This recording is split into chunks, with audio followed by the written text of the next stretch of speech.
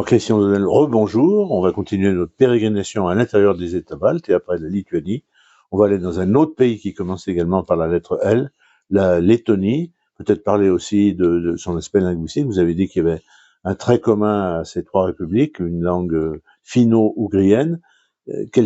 Sans rentrer dans les détails, est-ce qu'il y a de fortes différences entre les...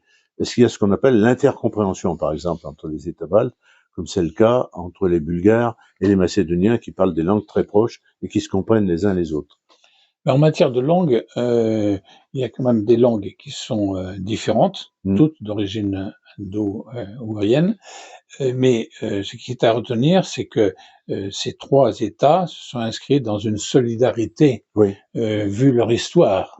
Alors là, Lettonie, ne l'oublions pas, a été très largement occupée, si je puis dire, mais ça n'a pas été forcément une mauvaise période, par les chevaliers teutoniques, et qu'il y a eu une empreinte germanique forte, qu'aujourd'hui cet État de 65 000 km² a une population de moins de 3 millions d'habitants, avec un effondrement démographique que l'on doit souligner après l'indépendance, et à partir de 1995, même 91. Mais avant, il y avait beaucoup de déportations aussi. Oui, alors ça c'est un autre aspect. Oui. Mais dans la période actuelle, de 1991 jusqu'à 2011, il y a eu un très fort effondrement démographique, parce que beaucoup de populations se sont expatriées.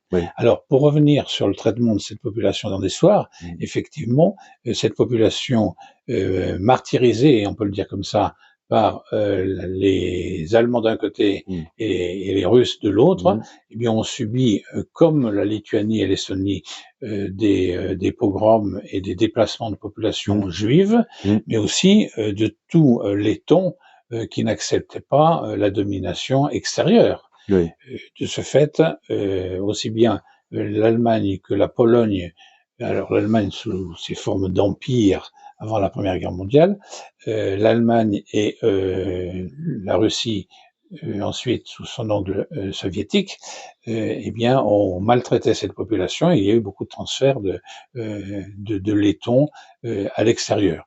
Et ceux qui ont été les plus marquants dans ces déportations, c'est les déportations soviétiques et russes précédemment. Les nazis, c'était davantage de l'extermination sur place, et notamment des populations juives de la région. Alors, compte tenu d'une forte proportion de population russe, est-ce qu'on peut parler vraiment de russification pour la Lettonie, un pays qui avait quand même des difficultés à faire admettre sa propre langue et sa propre culture? Mais aujourd'hui, on a une implantation de Russes qui varie entre 25 et 30%. Et qui sont relativement regroupés géographiquement. Oui, alors qui sont davantage regroupés dans les villes. Mais cette communauté importante, eh bien, sachant l'appui qu'elle peut avoir du côté du Kremlin, n'hésite pas à se manifester, à résister aux tentatives de lettonisation de la société, comme on a parlé déjà, de la lituanisation. Mais est-ce que les tensions sont plus fortes compte tenu justement du poids de... Alors oui, les tensions, elles sont toujours en rapport avec les caractéristiques du rapport de force. Et comme aujourd'hui, en Lettonie, il y a encore une population russe très importante, c'est une population qui se confronte et s'affronte avec le gouvernement central, notamment dans le domaine de l'école, où le gouvernement essaye de lettoniser, si on peut dire, les programmes scolaires, et se heurte bien sûr à la résistance des populations russes qui, et on peut le comprendre, essayent de défendre leur appartenance linguistique, mais cette attitude... Avec une presse aussi spécifique. Oui, cette attitude qui est une attitude de toute façon très politique, elle a aussi une dimension géopolitique, et qu'on retrouve ici les séquelles et les récurrences de la politique de Staline, avoir installé sous des formes coloniales ou néocoloniales, on peut le dire n'importe comment, dans le cadre de l'URSS, des populations russes de partout dans ces prolongements de la Russie. C'est valable du côté du Caucase, c'est valable du côté de l'Ukraine, c'est valable du côté des États baltes, c'est aussi valable du côté de toute l'Asie centrale.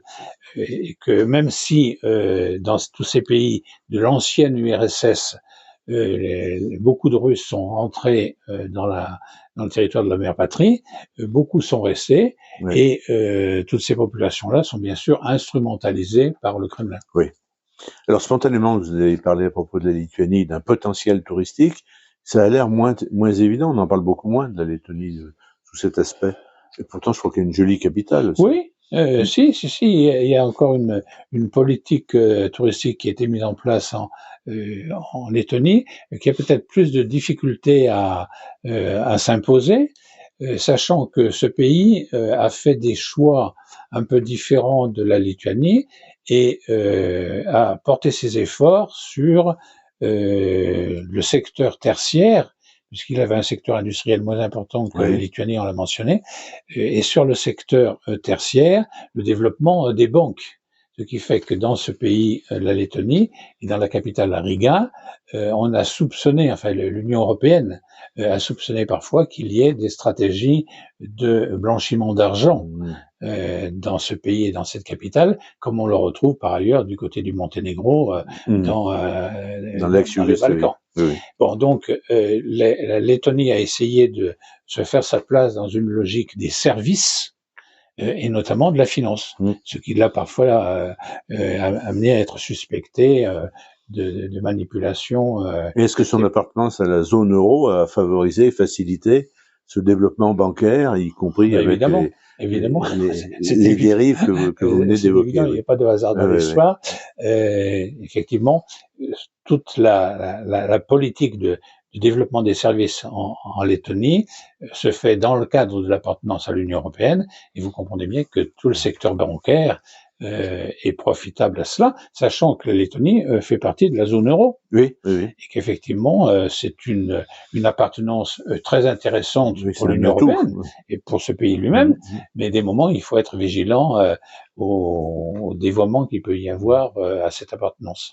Alors, une autre grande différence avec le voisin lituanien, c'est une frontière, la terrestre, importante avec la Russie, avec la Fédération de Russie. Est-ce qu'aujourd'hui, ça amène compte tenu du contexte guerrier, des tensions avec le voisin, une inquiétude? Bien sûr. Chaque fois qu'on est en contact avec la Russie, en ce moment, ça pose des problèmes de tensions internationales, de tensions diplomatiques et de tensions géographiques très concrètes, sachant aussi qu'il ne faut pas l'oublier, la Lettonie a une frontière commune avec la Bélarus. Oui. Et que cet environnement est un environnement en tension aujourd'hui.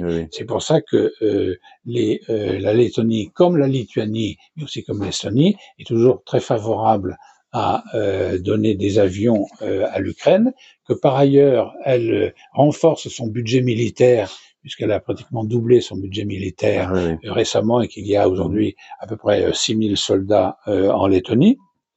Ça serait pas suffisant, bien sûr, s'il y avait une invasion russe, mais l'appartenance à l'OTAN fait que cet État est protégé dans l'appartenance à l'OTAN. C'est plutôt la Pologne qui lui fournit du matériel ou d'autres? Ah ben, tous ces pays sont solidaires entre eux, et c'est les événements qui font ça, sachant que tous ils sont solidaires pour aider encore davantage l'Ukraine. Bien, Christian Dedel, on va faire une pause et dans quelques semaines, on se retrouvera pour parler du dernier dans notre ordre chronologique, avec des États baltes, avec l'Estonie.